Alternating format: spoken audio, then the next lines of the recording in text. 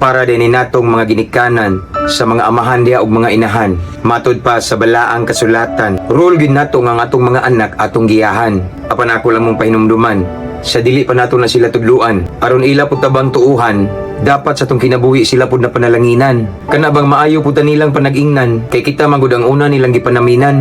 Ingon nga ilat ang mga ginikanan, kay kita may kanunay nilang makit-an, so kita unta pud magbinutan. Aron kung mubadlong ta nila di ta katawaan, lisod baya pud kung kita nila mugiya, apan di panalangin nila ang atong kinaiya.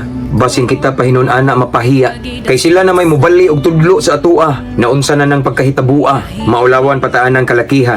Anyway, pahinumdum ra dining ako Daghan magugong nakit-an karon mga kabatanunan, naglakaw sila karon sa hiwi nga agianan. Wa magiyahig insakto sa mga ginikanan, kay utro man pud silang mga tudluanan, naglunang man pud sa mga bisyong dautan.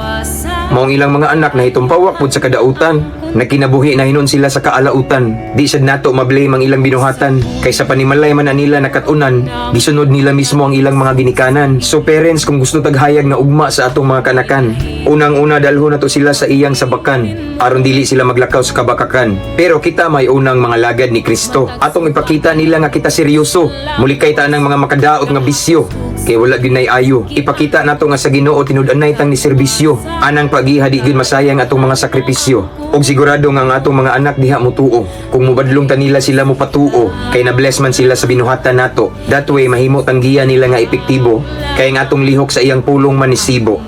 Mabungahong kagabhion mga higala, ampo, amping, abanti lang ta. To God be all the glory. God bless.